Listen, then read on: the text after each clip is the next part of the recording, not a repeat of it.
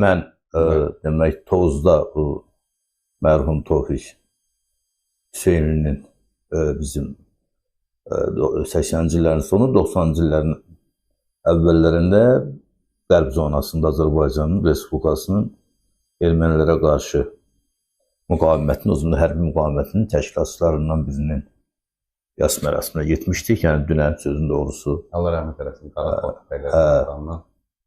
Allah rəhmət eləsin bütün insanlarımıza və xüsusən milli hərəkatımızda, müstəqilliyimizin əldə olunmasında, torpaqlarımızın qorunmasında xidməti olan insanlara, hansı cəbhədən, hansı siyasi şərqdən olursa olsun.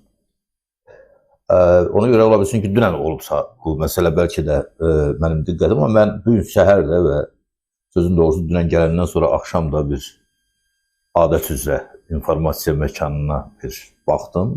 Gəlmə elə bir xüsusi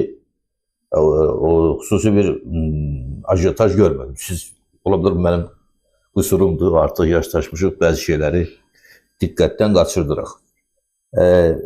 Və dünəndən mənim demək istədiyim, siz də mənə zəng eləyəndə demək, bunu mütləq nəzərdə tutdum ki, səsləndirim.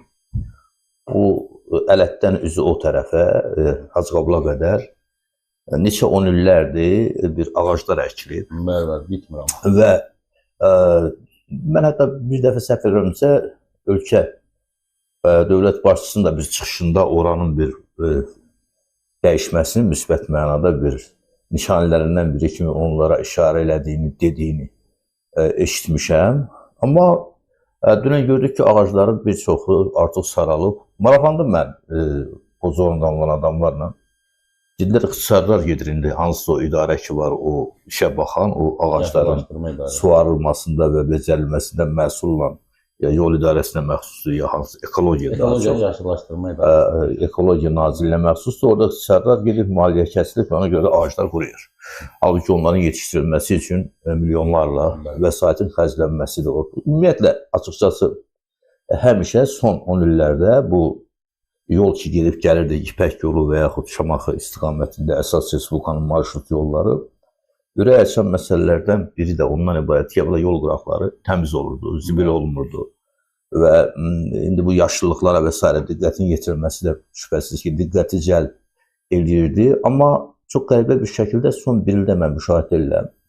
Yəni, dünən yol gedib gəldiyimizə görə mən öz təəssüratlarımı burada səsləndirim, sonra Səfəvilər məsələsinə qaydarım. Demək, zibillərin tökülməsi orada müşahidə olunur, bu salafan. Hətta Bakının çıxacağında elə biz gördük ki, yox idi belə bir şey, yəni tərtəmiz olurdu hər şey. Sanki belə bir, orada bir təsərrüfatsızlıq əmələ gəlib. Yəni yol kənarı, mən də o məsələyə toxunuram, ağaclar, bu zibilliklər və s. məsələsi. Diqqətdən yayınımı, yorulub baxmaqdan və s. Yəni o ölkədə gedən proseslərə sanki bir əlavə, negativ mənada bir təəssürat yaradan momentlərdən biri kimi təəssüf. Sanki o sahədə bir sərvatsızlıq və nəzarətsizlik var. Bunu deməyi vacib bildim, saydım. O yolun xüsusilə axşam saatlarında işıqsız olması. Eynən, mən yadda, məndən çox yaşayacaqsan, cavansan da, təbii ki. Allah ömür versin sizlərə. Bu, əvvəla tam işıqlandırılmayıb bu öz yerində. Amma Ələtdən üzü bəri işıqlandırılmışdı yolun. Üçündən dördündən biri yanır. Biri yanır, bəli. O çox problem. Niyə görə mənim bu diqqətimi cəlb elədi? Mənə rayonda, Sabirabadda gedəndə sən demə, bu il təxminən bir neçə milyon vəsait ayrılıb və yolların, kəndarası yollarının işıqlandırılması üçün demək, bastırılıb bu dirəklər, rampalar da vurulub, hətta 1-2 gündə yanıb. Sonra da sonra? Sonra da bir dəfəlik sönüb. Yaxşı, əgər bu lazım deyilsə, bu belə çıxır ki, pul bənimsəmək üçün hansısa bir idarə, ya hansısa bir oliqarx və ya hansısa kimsə bu dirəklər bastırıldı, lampalar da oldu. Mən soruşdum, niyə deyirlər ki, bunun işığını ödəyən hansısa bir ünvan yoxdur səndə. Amma digər başqa məlumatlar da gəlir ki, elektrik silinir ora.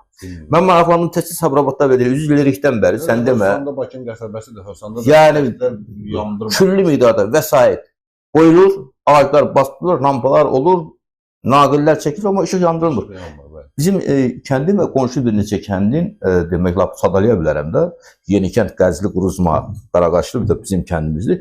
Orada əvvəllər cəmaat özü, demək, lampalar qoymuşdu və kiminsə adına elektrik, demək, bu şotçuka nə deyirlər bizim dildə? Sayğac. Sayğac qoyulmuşdu, o sayğacdan gedirdi, o ödənir, cəmaat pul yurdu qeyri-rəsmi ilə özləri o təcavüzkar adamlar, ağsaqqallar ya fəal cavanlar onu ödəyirdilər. O söndürülmüşdü. İndi yenidən həmin o sistemə qayıdırlar. Yəni bu belə adda-buddan məişət xarakterli xırda məsələlər kimi görünə bilər, amma bir daha təkrar edirəm, bu məndə şəxsən yaranan, mən bundan dramatik hansısa lap belə strateji nəticələr çıxartmıram, amma açığı bir çox sahələrdə diqqət, sanki nəyinsə belə demək, nəyinsə itdiyini, nəyinsə sındığının bir nişanəsi kimi görünür, əlamət kimi.